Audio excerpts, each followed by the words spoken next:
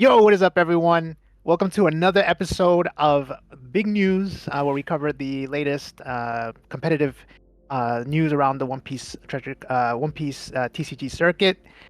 Today, we have a really special guest with us. Today, we have a pretty much a daily streamer, a content creator, and also really good at the game because he just placed third at this most recent Treasure Cup. So I want to introduce that half breed. If you want to go ahead and just give say a little bit about yourself and just kind of what your experience was like last weekend. Yeah, no, totally. So I'm that half breed. I do a lot of Twitch streaming, and it's sort of like I'm just a long time card game player. Card games were something I got into when I was really young. Like I learned how to play Magic when I was like 8 years old, and it really stuck with me because I played with friends. But then also like when I got into high school, there was actually like a card game club that was in the library at my high school. And then that just meant that like every day after school, I would go to the library and we would play cards. And that was like every day. And then when I finished high school and I went to college, I started playing, in local shops where I was living in the city. And it was just something where like the community of card games was something that I always had growing up, and I always really loved of like going to the local shop, talking to your friends, learning about stuff, right? There's always so much more to the card games, I feel like, than just the game. And it's something that I like really have a passion for. And then when COVID hit and we were all kind of trapped inside, I still really wanted to like feel connected with people, so I started streaming more. And then Magic kind of started going downhill, but I was introduced to this One Piece card game, and I've been reading One Piece for even longer than I've played card games at all. So it's kind of like the perfect mix, and it was just like this is something I really want to do. I want to promote the game. I want to share it with people.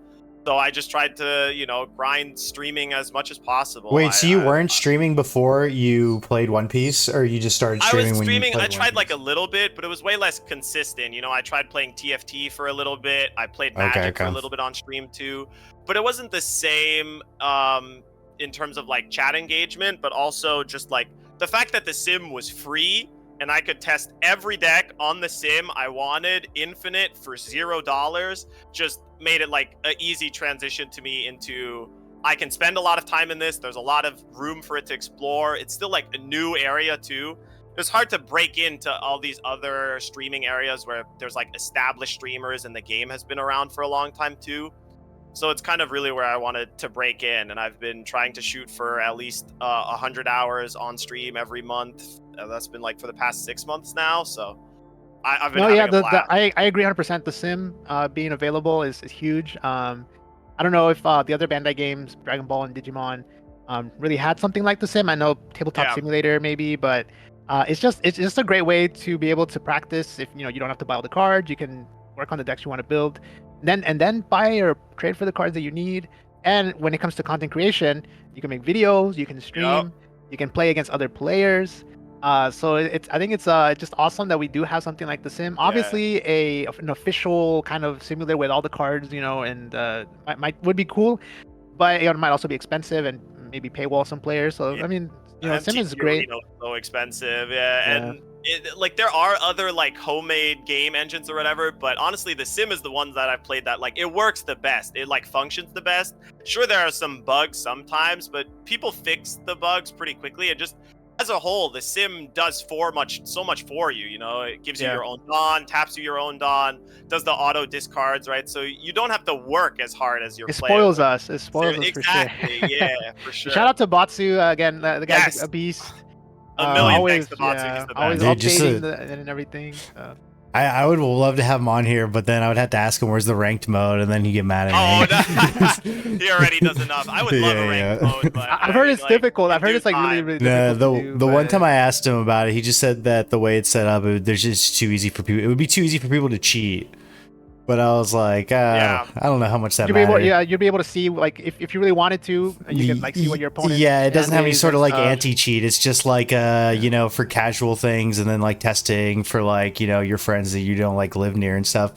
But anyways, So what do you guys think of the new meta so far? We had Pastian Top Cut finally be the first what do you call First it? event Tournament, with yeah. the band. The new with bands, the yeah. Just with the new bands, like finally no Whitebeard. Like, obviously now that we're looking at the pie chart, like they weren't getting any sales on their cards, so they had to get people to try to play the new leader, and they had to ban everything. So I guess let's talk about like our thought process going into the event. Yeah. I don't want to talk too much about mine because I got in on the wait list thanks to Alchemist hooking me up. Oh, nice. He talked to the TO and let me sign up. So I just went in there. I had 1 day to practice. I practiced with Kid because it's the deck that I'm most familiar with. I added a few cards, including the five cost blocker law. I was testing with it and it felt actually really cool in some situations. And it came in clutch all day. Nice. So I'm really glad about that. But I think you got in the regular registration. Yeah, I had signed up regular registration a long time So I guess what was your ago. thought process that whole week leading up to the treasure cup for Top Cut? I mean, it's like I didn't really have that much of a thought process, honestly, because well, two things. To answer like the first question in terms of like my opinion of the new format, I absolutely love the format. I think this format's like the best the game has been in a long time. There's a huge amount of engagement. There's a huge amount of innovation. People are altering their decks. Like the pie charts look great. Sure, sometimes Katakuri takes up 30% or 40%, but the top 8s are always varied. You know, even like the two best decks, Katakuri and Dofi, they still have interesting games against each other. It's not like guaranteed which one's gonna win every time and things like that. And personally, for my deck choice, I've just been doing this thing recently where like for a long time I was kind of a doomer, and I was like just had resigned myself to being a content creator, a for fun gamer or whatever. And I had actually just started doing a thing where I post a poll in my stream before any large event that I play, and I'm like, here's 4 decks that I can build with all the paper cards I own. You guys vote for what deck I'll play in my Treasure Cup. Okay. And I posted my poll was, Eustace Kid, Croc, Kinemon, or some other blue deck, or Nami, I think, and like Kid won the poll, and it was kind of a deck that I had played the most anyway. I like top 64'd with a Kid in set 2. I was playing like a hardcore control Kid deck, and I like got a chopper. And that was like my first foray into like the competitive One Piece, and like my first like doing kind of not too bad in the events. So I have a lot of experience with Kid, and I like picked up the Film Kid deck, made a few changes based off of what I had been seeing. Like, you teched in the Law, I ended up teching in Hawkins and some X-Drakes. Yep. And the X-Drakes especially were really, really good against Katakuri and Dofi. But yeah, funny story on the X-Drakes. I wanted to play a 3, and I realized I only own 2. So I'm like, okay, well, wait, why do you only own 2? That's so you've been playing Kid for so long. I only opened 2 boxes of set 1, and I never really traded for the cards I'm missing. Okay, true. I have like I have the Mihawks, I have the SRs and stuff, but I don't actually have a lot of the rares. I don't know if uncommons. I don't have full play sets of. I mean, green's definitely been my favorite color for a long time. I always loved playing Kid. 8-drop Kid was my love for a long time when I first started getting into the game. So I definitely felt comfortable with the leader and stuff. So it was nice. Cool. And then I guess in terms of oh, sorry, go ahead. Well, I was just going to say, everybody's deck choices are all over the place, too. Like, people have, there's like a bunch of experimenting going on, but I would say that's only like 20% of the I played a bunch of decks that weekend. I mean, it was like Happy was saying. Well, like, 20% is like way more than it used to be, but at the same time, it's to play a lot of different decks. Like, if you look at these, like, if you were like, didn't have the ban, like there'd be the same amount of Whitebeards playing equivalent to the same amount of Katakuris. It is hard to target a specific deck. So I think a lot of my success in previous events has been targeting the most popular deck. Yeah. And then just kind of just running into it like 5 times or 6 times in an event. Yeah. And knowing how to beat it. That's why I was a little nervous going into this event. But I think just fundamentals came through, and I think that's kind of the cool thing about a format like this. It's like not only is it gives us a new puzzle opportunity for us to over here in like in the English side of the game, which we don't get often. We get to solve a new metagame and kind of do new puzzles, but also when you have a variety of different decks to play against, that's really like, okay, are you like, that's kind of where like that One Piece, the skill that you develop over the course of playing One Piece comes into play, like because you're gonna see so many different situations. Yeah. So many different situations, and you kind of have to know, like, you can choose. I never played against the same deck more than twice. I played 2 Katakuri, 2 Dofi, 2 Croc, Ace and the Mirror, right? So it was really a wide spread of decks, and like you said, it didn't feel like it was like that before, where like before I'd be like, okay, I run into Zoro 3 times, Law 3 times, Whitebeard 3 times, and that was my whole tournament, you know? Yeah. Well, I guess my point is, I'm sure there's some people that had probably like a 7 Katakuri bracket, right? You know what I mean? There's just like so many. For sure. There's just so many. Because okay, so that just rolls into the next thing too with the Pasadena. Pasadena on the Eggman thing actually has like the leader breakdown, and it was a 1,500 player tournament, right? No, it's 1,400 or something. 1,400. There was 376 Katakuris. So it's like everybody, you know, like I just feel like people don't have time to explore their options that much, so they just go with what's safe right there. And then the second most popular is 200 green purple Doflamingos. Yeah. So everything's like, I guess, kind of how we expected it, because I kind of wanted to talk about like on the last podcast too, you know, a lot of the stuff like especially what you and Awakened were saying was just like, you know, Katakuri and green purple Dopey being the best decks. Like, what do you think about like that sort of variety? Like, is there really a place for like real innovation, or is it really just like they cut off the top, so now the A tier is now S tier? Well, I think we definitely saw innovation even within the top 2 decks. I mean, well, maybe not with Katakuri. I'm not sure, but with Doflamingo, yeah, the new what's his name from Seafood Kings, Noel, the new Noel list that was, you know, lower to the ground, more 3 drops, 8 and 9 drop. A lot of people playing the 9 drop over the 10 drop. That's true.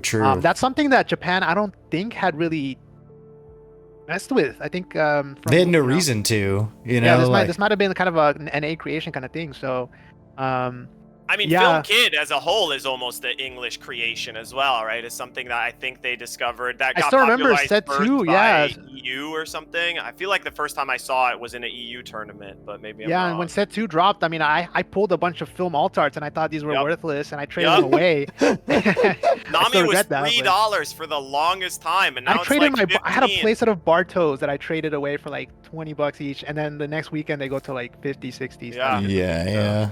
I have to trade back I have to trade them back, unfortunately. But I mean, I definitely think that the 2 top decks are really strong, and they like provide a certain definition to the format, right? Like, you have to be able to interact with like well-statted characters most of the time. Like, if your deck can't do that, you can't really jam.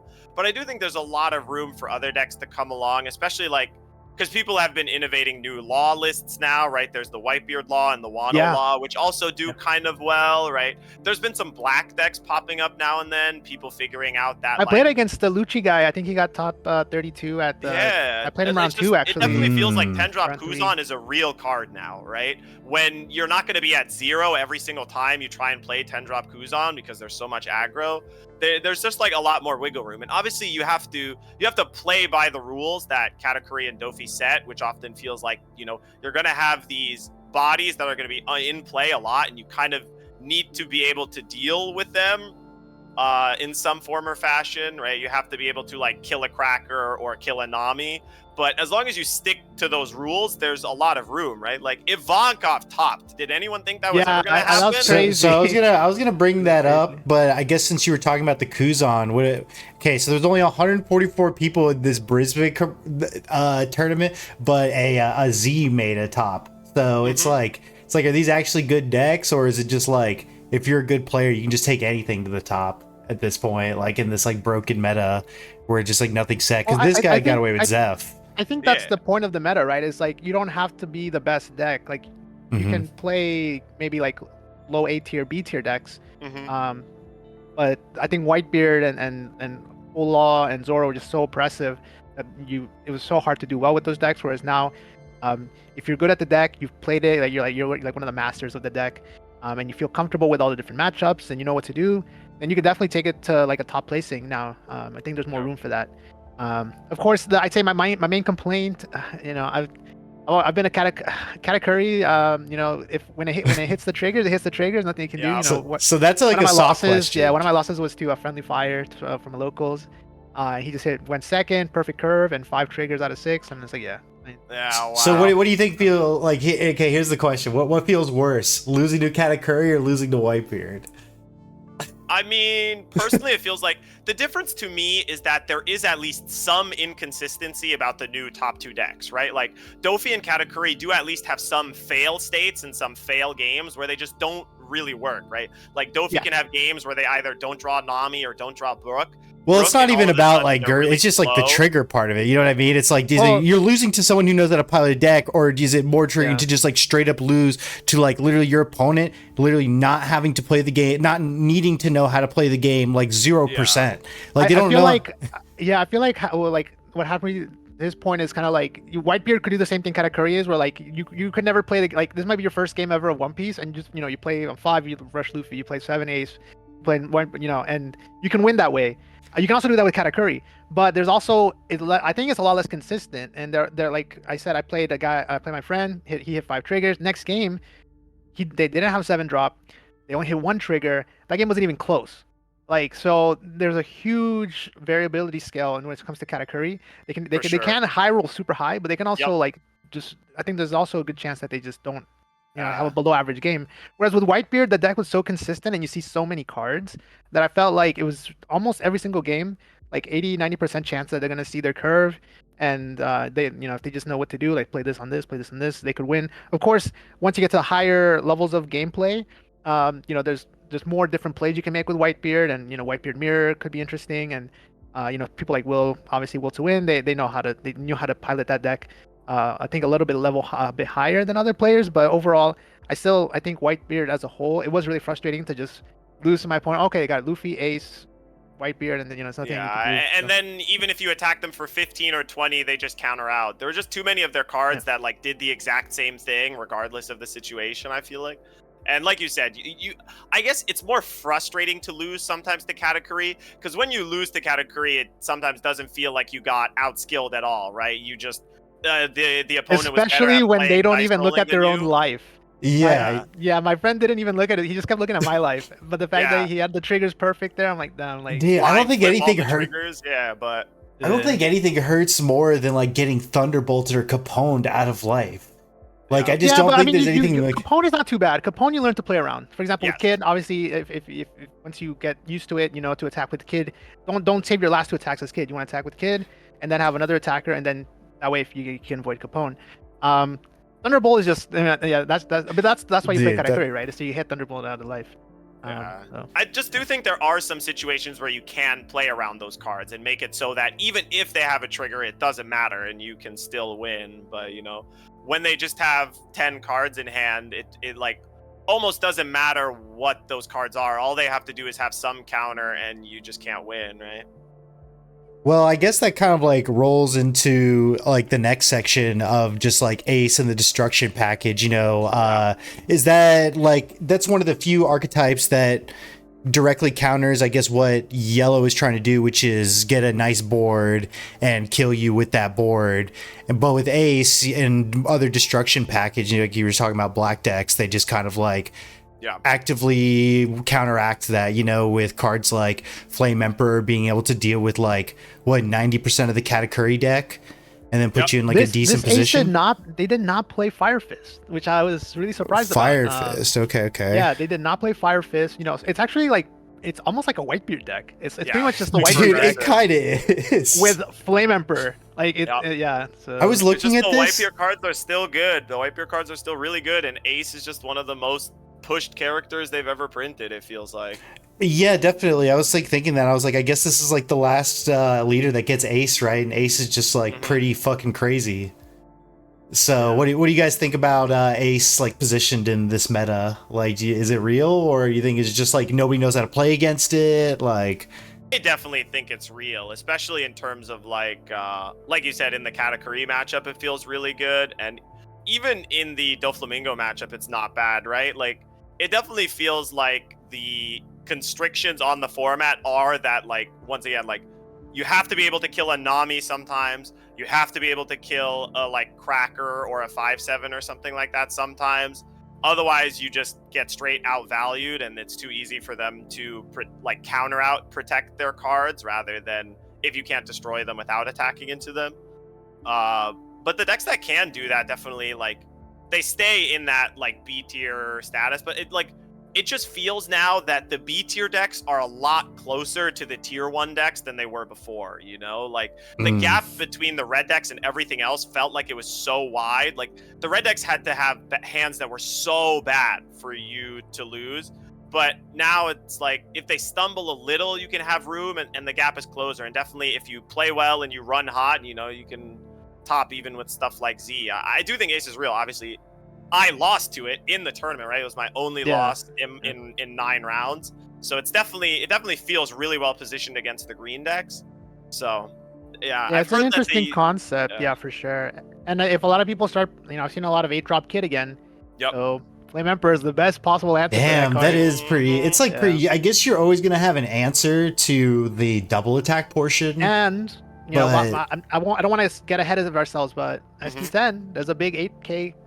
You know, character. Yeah, the 7/8. Yep, as well. Agreed. So Flame Emperor, another really good answer to that. That is true. It's true. It does kind of punish a lot of different game plans, you know, and it really, nobody plays Ace. Nobody has any practice against Ace. I will bet, you know, a lot of money that I could go up to 90% of people and they're like, no, I think somebody told me one time I should swing a lot of 6s or something, but I have no idea. Definitely surprise factor was huge because, like, again, when I play an Ace, I'm expecting Fire Fist. Yep. I'm expecting like things like round tables or like crossfires. So when somebody's playing, you know, against this, they might not, you know, I might not play my 7-cost Luffy or something, or you know, I might just be expecting different things, right? Because that's what traditional Ace lists run. So this was the first time seeing an Ace list that's completely different from what I've seen in it before.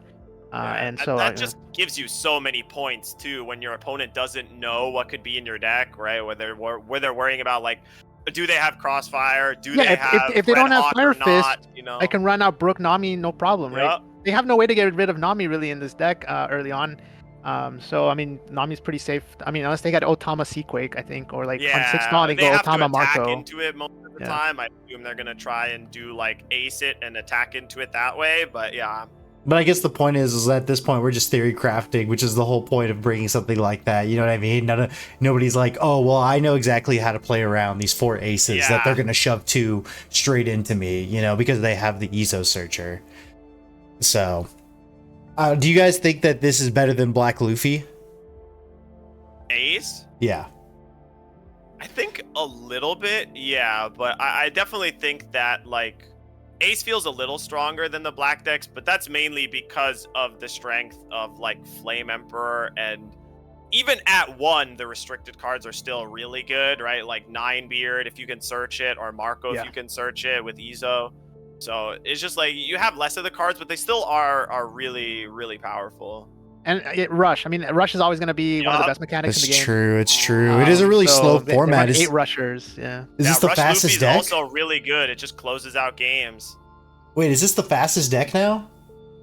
Wait. Ace? Maybe. Yeah, because you're just like, because you're launching out rushers. My friend did top. He got 8th place with Zoro. Yeah.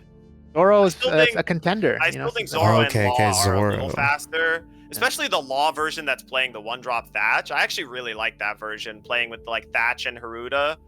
The second I saw it, I was like, "Oh, that's such a good idea! Like, it never dies. Like, it's like a ultra value card. I really like that Law build that people are doing. I can't believe. I mean, I guess I knew it. You know, like after shoving Whitebeard into a 3.5 meta, I kind of knew that like if you don't get rid of the leader, you're never gonna really get rid of the problem.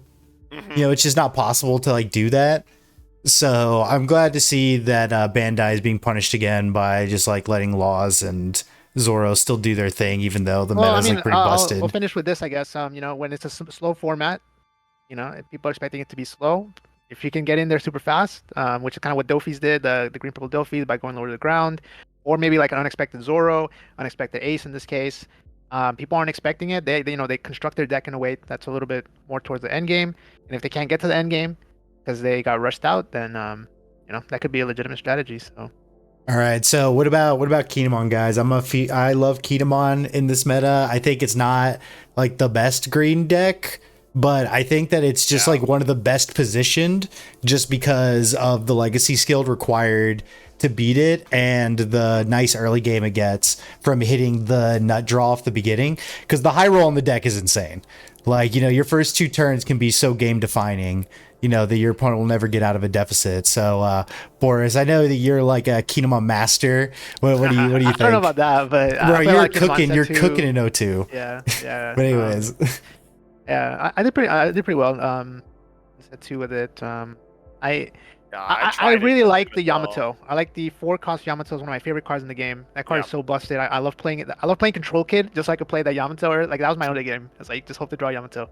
The fact that with Kinemon you get to play the turn earlier or a Dawn earlier means that you can put that Dawn on your leader, and if they play a 4K, you can get a 6K magic number in, or if it's a 5K, you still force them to use a 2K.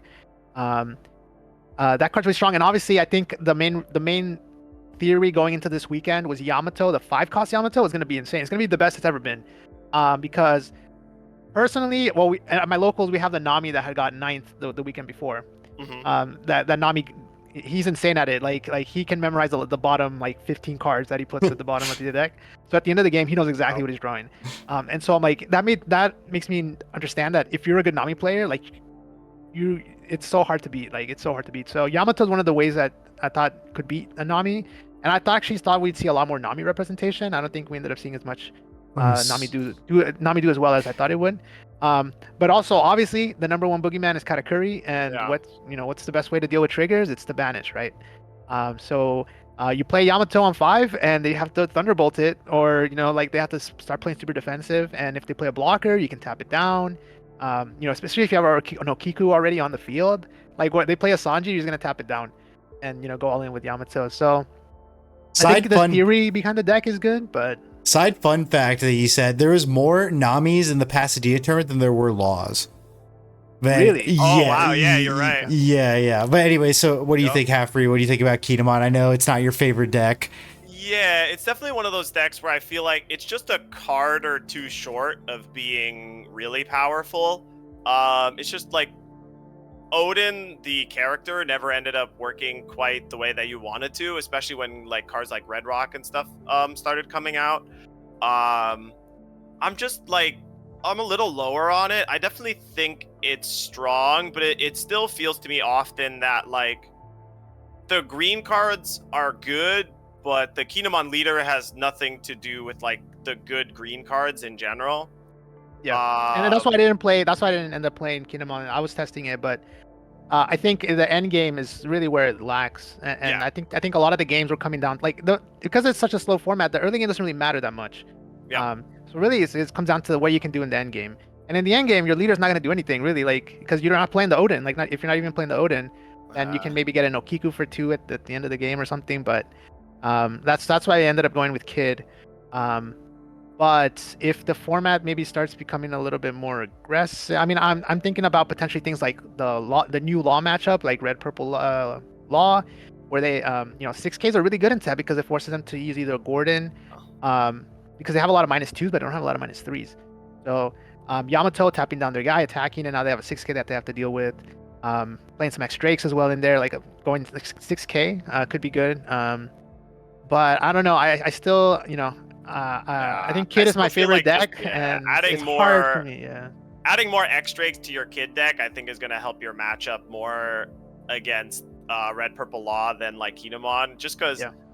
Yeah, I mean, I'm just surprised at how expensive Banish Yamato is right now, because it feels like these 2 weeks are the only time Banish Yamato is going to be good, because once Sakazuki comes out, you can't really play that card ever again. It feels like it's just too easy for them to instantly bottom deck it or destroy it somehow because the power is so small. And Yamato, I mean, it's still you run into blue, they're just gonna 3,000 worlds. They do have a lot of clean answers to it. I also feel like it just gets worse now that there's so many 6,000 power leaders running around, both with Luffy and the introduction of the purple 7-drop. So you have to make your Yamato even bigger now to try and actually deal damage with it, which can be tough. But people seem to believe. I'm just a little more hesitant. I definitely think that Ace plays better than Kinemon does if we're talking about not tier 1 decks. And we got to look at who piloted the deck. Obviously, it's William Craddock, number 1 ranked player right now in the English version of the game. Yeah, so, some people say that, oh, wow, he made top 16, but some people say, wow, the number 1 player Kinemon could only get him to 16th, because if he was playing any better deck, he might have just landed himself top 8. So we have to take that into account, right? He is the best player playing this deck. He could play a Cam Sandwich and probably top 16. He's a secret green lover too, it seems like, because I mean, he also like top 16 or top 32 with Kuro that one weekend. So I think he likes being that guy that gets like hard meta reads. Because like I was saying at the beginning of my Kiamon just like thing is that it's just like a hard meta read, you know, like with the field being 20% Katakuri, if you have like 100% win rate against Katakuri with your deck, then, you know, like who knows where that could take you in a tournament. Like luck could be on your side. If I knew I was gonna play only Katakuri, I would probably play Kinemon just so I can roll again every single game for the turn 2 Yamato. But when I was testing, I'm like, there's so many decks. Yamato's great in Katakuri, but like I need a game plan for some other decks where the late game is a little bit more important, and I really need to pressure them with double attack from kids. So that's kind of where I went. So I guess to roll into our last subject, these ST10 leaders. So I think the only, I guess, tangible information about their viability is these Eggman tournaments where it was like 3 of them made the top 16 or something like that. Yeah, and there was 2 Chopper side events that he posted recently too. So where they also had ST10 legal. Yeah, but I don't know. I feel like that's less viable than a Eggman tournament. At least, you know, like a Chopper tournament could have been anybody. Yeah. So, but I do like Red, Purple, Luffy. I didn't think any of them were going to be viable without the OPO5 cards, just because they're so important.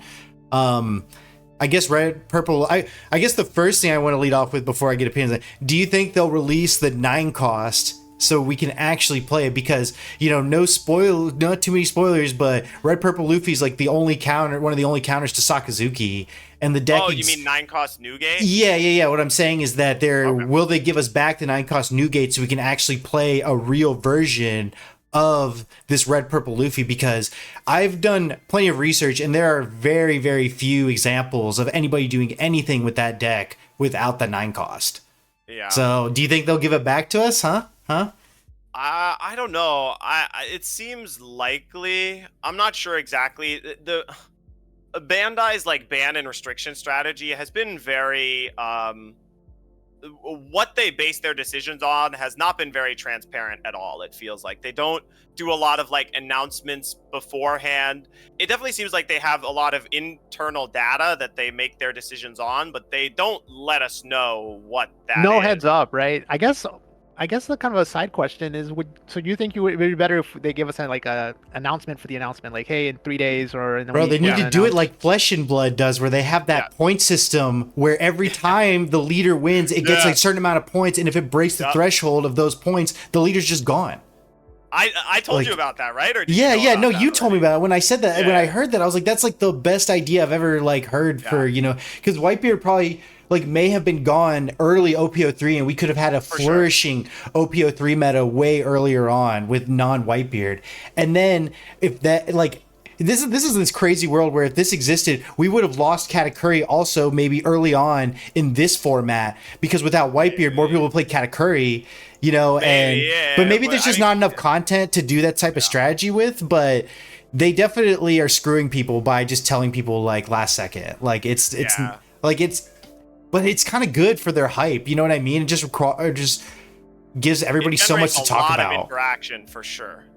Maybe they know. Even the day after the bans, my chat was going crazy, right? Like everybody wants to come in and say Bandai's the best, Bandai's the worst, this game is dead, this game is saved, right? Like it's definitely, everyone has their opinion, but also I guess for those people who don't know, I can explain it really quick. Like Flesh and Blood is another trading card game, and Flesh and Blood also has like leaders that you build your deck around. But the Flesh and Blood card game TCG has this system called the Living Legends system. And so for every official tournament that is hosted, they keep track of the leaders that win those events, and that leader is assigned points based off of what place they place in the event and how large of an event it is. They get more points. And once they reach a certain threshold, in Flesh and Blood, it was 1,000 points, the leader gets automatically banned. It gets automatically retired to what's called the Living Legend status. So, you know, I was saying for a while that we should have something similar in One Piece, where you just keep track of how well leaders are doing in tournaments over time. And then if a certain leader is really dominating a lot of tournaments, winning a lot of first places and top 8s, then eventually it would reach enough points to get banned. And I just like that system because of how transparent it is. Everybody sees the leaderboard, everybody knows how the leaderboard gets updated, and once a leader starts getting close to those 1,000 points, you can start being like, okay, time for me to start offloading my cards. But like you said, I think that's the main complaint, right? It's not easy to just keep track of. Dude, my main complaint of people is they have to, like, people are picking up cards and all of a sudden the next day they're banned, right? Yep. And yeah, you don't really have like a good way to plan ahead. So I guess to go back, do you think any of the ST10 leaders are going to like see an impact this weekend? Because it's a 1 weekend format, right? Yeah, I actually want to hear how. I know you've been testing a lot of Luffy, right? Yes. So I kind of want to see, what you're thinking about going into this weekend. Like, what are your thoughts on that Luffy and the law? I definitely like the Luffy deck. There's a lot of you get a lot of bonuses just from people like not playing against the deck correctly a lot of the time, where it's like just like Whitebeard. When you played against Whitebeard, you would lose a lot of games against Whitebeard if you weren't pressuring them early, making them lose the cards out of their hands so they don't have a bunch of cards in the late game. And especially when your leader starts becoming like 7 or 8k, it starts getting really powerful. But it is definitely a bit more of a high roll deck. And in terms of like in a big 1,000-man tournament, I think like of the 3 leaders, Red Purple Law is probably going to perform a little better just because it's a little more consistent at doing its game plan, right? All you need for Red Purple Law is like some minus effect and some character to play, right? And I do think Red Purple Law has like a decent matchup against decks like Dofi, especially. Might struggle a little bit more against Katakuri because it's a 4-life leader, but you get huge buffs against Dofi. And Red Purple Luffy is good, but it definitely feels like a deck where obviously you have to get lucky to win any tournament, but Red Purple Luffy, you definitely have to get a little bit more lucky than usual, it feels like, because most of the time you're winning or losing the game off of like the first 8 cards that you have in the game, right? Like you have 5 cards in your hand, you have 3 cards in your life, and like 1 or 2 draw steps, like those are all the cards you get to play and cast over the course of the game. So if those couple of cards you draw are not strong enough, often you can peter out. But 10 drop. What do you think Luffy about the mirror? Because I've been when I go into the mirror match, I've been testing a little bit Luffy myself. It just feels like whoever gets the first 10 drop starts chaining those is kind of like in this huge position. So yeah, that's definitely true. Man, like, that sounds terrible. 10 drop Luffy and Shanks are both really good in those decks. Just those like 10,000 power rushers. Like even with people now know like playing 9 drop Kaido that like obviously rush is one of the best keywords in the game, and once you get to like 10,000 power, it's like your opponent can't attack into that realistically, right? They can't. They just have to either have a Dofi or a Red Rock, or they have to try and straight up race you. But it's tough to race, and yeah, I've won so many games too off of people not playing around 10 drop Dofi or 10 drop Luffy correctly. But at the end of the day, everything's just like watered down, underpowered because of the lack of OPO5 cards, without right. So it's just like it's way less consistent because you don't have access to any search. I just don't see any of these decks beating any green purple Dofis. You're saying that you saw the law having a good matchup, but I need to get your list because that is not. Here's the thing that I've noticed from my test. I've been testing this week, and man, it's not a good time to be green because the way I think green likes to play the game is a board game, right? And so you want to protect your board. In order to protect your board, you need to have a big hand to be able to counter out your guys. So you take it's at your face, but then you want to protect the board. Law, bro, you've been having nightmares about this law, bro. Blocker law is so messed up. You've been having nightmares about this law, bro. I have. Like I either like I need to completely change my brain if I'm gonna be playing green this weekend, or I gotta play purple, because bro, you just gotta pretend like it doesn't exist. People aren't gonna be playing that shit. They're gonna test it and they're gonna lose and stuff. No, dude, it's gonna be really popular. I think. If you don't play around the purple law blocker, you're gonna get hit by it, and that's also like such a high roll card, because sometimes you play the law and they discard 2 cards. It doesn't matter at all. But sometimes you play the law and you discard their 2 best cards, and now they can never win the game ever. No, and like my Luffy, and I have no plays. But my point is that I would bet dollars to donuts that your entire 9-round tournament, one guy is gonna have 1 blocker law in his hand that whole tournament. You know, like that's so. the way I I think You're be a lot being of a little purple. pessimistic. I think there's gonna be a lot of purple this weekend. Yeah, the red purple decks are not that great, but I do think Magellan gets a huge buff and might squeeze in, and it's like, Yeah, you're not going to Magellan. see a lot of them in top 8, but I would be genuinely surprised if like red purple law did not make it into top. So is this a 1,000-person prediction. tournament? Yeah.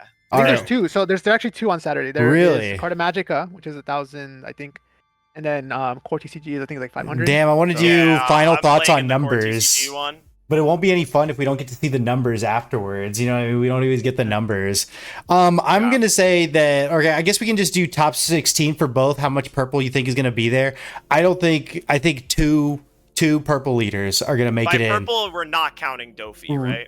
I guess not counting Dofi. You know what I mean? We can talk about. They don't really play any of the new cards. We can talk about anything that's buffed by ST10 purple wise. How about that? Yeah. ST10, yeah.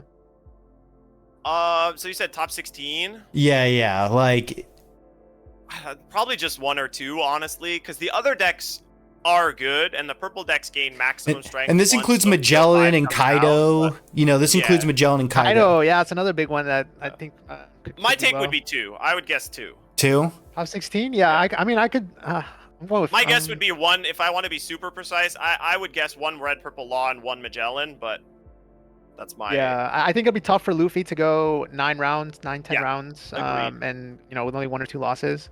But I think Magellan. I think there's gonna be a lot of people playing Magellan. I've seen actually Yellow Purple Crocodile getting some. It gets a lot of support actually from this. You were asking me about that the other day. I was like, Fire is a hell of a card. Bro, you were asking me about Fire that? is really strong. You were asking me about that, and I was like, I can't believe you think I know anything about Yellow Purple I Croc. think people are sleeping on Yellow Purple Croc. Like they play Yamato's and they play the 8-drop Croc. That's so much life gain. Like it's hard to get. And the 7/8, right? Does that work in it? Or would the new version play the 7/8? Yeah, but you get. I mean, just the fact that you get to play a blocker law, you get to play. I mean, you can ramp. They like to ramp on 5, so like you got John Bart if you want. So I mean, and obviously all Miss Sunday and everything. So I just really think the wire blocker helps a lot of the like not 5 life purple leaders as well. The one that's like whenever you Dawn Minus, you get to draw a card and discard a card. Yeah, I do that like happens that. a lot in the yellow purple Croc deck for sure. yeah, it happens a lot. Yeah. So, it's just none of those none of the for. new purple decks are like consistent either. Like you just Sure. there's no way to like get the cards you want to see. There's no kid searcher, So, but anyways, I'll be nice and say 2, and then I'll just say realistically, we're probably gonna see 0, and I'll be maybe wrong, but I'd like to sit on that. Like I'm just gonna say straight 0. Just like green purple Dofi is just too strong into the field right now, and if you're not doing everything you can to tech towards that, then it's just not gonna be fun. It might be tough for it to break into top 16, but I would 100% believe there's some 7-2s, 7-3s, or 8-2s or whatever. Yeah, I mean, my whole theory of 0 could get destroyed because William Craddock decided to play Magellan. You know what I mean? Like who knows? Clyde might be like Jackson might just be like, you know what? I really want to play Law this weekend and just cook with it. So. I don't know. The only problem with Law is I would say is it's expensive because if you didn't pick up your film stuff, it's gonna be hard to get. Yeah, Gordon, everything's so expensive. Queens are now like $30 or something. The Clay Law or whatever it is, the 4/6 Clay Law. Yeah. Yep. I don't even know what else to call it. But anyways, I think that wraps it up. Is there anything else you guys wanted to bring up or anything you wanted to say at the end? Just shout out to your stream, I guess. Oh yeah, of course. Before we go out, like, how about you, Happy? Anything you wanted to bring up before? No, not really. Just it's been really nice. I always like chatting with you guys. Definitely. I appreciate it whenever you're in my stream. I'm usually a lurker, just so you know. I usually lurk on streams, but no, I mean, it's all good. I always appreciate it. I just I'm always glad to have conversations like these, and I was gonna say it before, but I definitely I had it as my stream title for a while. I'm definitely the #1 ban defender. It's like I think these bans were great. I don't care if they're only for 3 weeks. My only complaint is they were not for an extra few more weeks, so that we could enjoy this format a bit longer. Bro, screw this format. Give me to Sakazuki, bro. Screw this format. Wait, what? Screw this format. Give me to Sakazuki. I'm ready to kick ass. I'm ready to own people. Way worse. No, I'm ready. No, there's a skill gap there, bro. You can outplay any Sakazuki. Give me a level 10 Sakazuki, and then we'll talk. But other than that, I'm ready to get to the skill meta where everybody's playing law difficulty. Everybody hit the law difficulty button because there's no more. I have this much Dawn. I play big card. No more of that. Personally, I don't think you want a meta game that is only skill based, because a lot of times, like, if it's only skill-based, then you only see the best players on the best decks against each other mirror matches. Well, imagine local, dude, but no, dude, that's the best. Locals, what are you talking about? That's how games should be. There should always be the best players on the best cards facing each other at the top. Say, but again, like, I'm a commentator and a caster, right? And that stuff is so bad for the viewership, right? People don't want to watch that. People, I come from Melee. Like, I don't want to show up to my locals if I'm just gonna play a million Sakazukis. But yeah. And I just have there's a large casual base, people who just like One Piece and like to play the game, and they like to go once a week to play locals. I try and keep the casuals in my heart and in my mind, because so many of them are reality's gonna set in. Or whatever, right? They're not gonna ban Sakazuki, and reality is gonna be harsh for. I'm excited to play it. I'm definitely excited. But again, that's because I'm kind of like a more competitive side. So yeah. We'll have to see what they unban. I definitely think it'll be interesting, because I like, it's not even clear in their statement. They said these bans will be lifted, but it's on the thread of all bans. So we don't know if they're only lifting the Nami Marco bans, if they're gonna lift the Whitebeard bans too. Would you like them to keep anything, or anything banned? And what would you like them to keep, or would you like them to unban? I think the only thing they should keep is Moby Dick and Kabaji. I think they can unban everything, and then if the format's really bad, then you can reban maybe, but I don't know. I feel like my ideal world would be unban everything, let set 5 shakeout for at least like a month and a half. If it's really like 60% Sakazuki and the other 30% is like decks playing 9-beard, then maybe we can do an emergency ban. But I think we'll be good for like no bans until set 6. But I'm not sure. Even if they do ban something,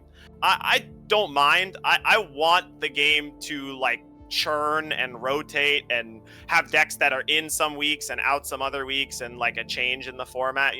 I don't like it when you go into every tournament and you're like, oh, well, Whitebeard's gonna win. We're just gonna cross our fingers, and maybe it doesn't win. And like, even if it doesn't win, it's like 3rd, 4th, 5th, 6th, so. Yeah, I think by right before the bans happen, like, there's kind of like an agreement at our locals, like nobody's gonna play Whitebeard. There might have been like one person playing it, but even though it was the best deck, like almost nobody was playing it, just because there's kind of like this mutual kind of agreement going on. Dude, I'm glad this is at the end and nobody ever makes it to the end of these podcasts for the most part. But like, come on, Boris, we come from Melee, bro. The best player still plays Jigglypuff, which is. I would like to play it. I like playing against Whitebeard. I know, that's what I'm saying, bro. Like, preserve the competitive spirit. I have to play against Rebecca's, and I have to play against all these weird decks. So.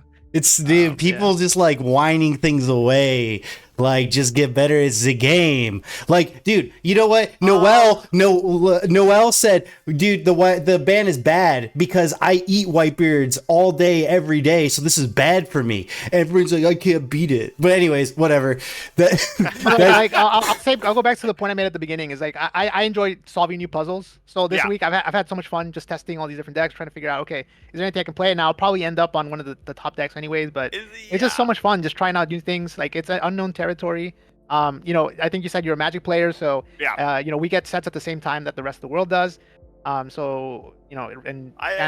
do the Japan model. Personally, I always feel like if you don't want patch notes and you don't want changes, like, play chess. But like, chess was not a game for me where it's just like there's people who have been studying that game for hundreds of years and it hasn't changed, and that just like creates this barrier for entry of new people. But here's the thing, bro. Because there's some people who have so many more hours than you, like number of hours that you can't even catch up to, right? Like, there's also the skill that people who can just memorize. Have to learn to even enter the game and play at a high level versus people who've been playing the same game for decades and centuries. It's like, it's so tough. So look, I'm probably gonna have to like edit this last part because we're going so long, but the last thing I'm gonna say about this is that in Melee, everybody thought that all the puzzles were solved very early on, but literally through just like sheer willpower of like trying to solve these puzzles, they have come up with solutions that people didn't think were possible.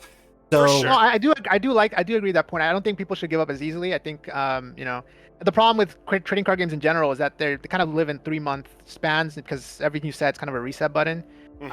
So I think if you know, if there was like a whole year to play with just the set where we have all the cards we have right now, eventually some other stuff might be found out. But that is kind of, I guess, one of the downsides is that you only have like a 3-month window before a new set of cards come out, and then like it's a whole new thing. So. Dude, they had 5 months to figure out Whitebeard. They still couldn't do it, and they had to ban it. But anyways, I guess to anybody who made this, go sub to Half Breed. We need to support our Twitch streamers for the community because you stream what, 5 days a week or 4 days or something. Yeah, it's one of those things where I don't have a like strict stream schedule, but yeah, you stream like every day though, right? I stream at least 5 days a week, 4 hours a day. It's not always at the same time, but I try to keep at least those numbers. I usually lurk during work. It's like really awesome if, you know, for people who like work and are able to like watch Twitch, like it's really cool. So I definitely always try and keep the stream interesting. You know, I'm trying new decks, watching new stuff. I'm always like, if there's new cards coming out, I have a bunch of like Japanese channels I'll watch playing the new cards. They are like, you know, printers printing out proxies day 0, day -500. So there's all types of stuff. But yeah, I really enjoy it, and whoever enjoys watching, I appreciate the hell out of, definitely. Well, the link will be in the description and whatnot, so click on and go watch it. It'll probably be live. But anyways, thanks guys for being on here with me, and we'll see you guys in the next one. Peace. Peace out.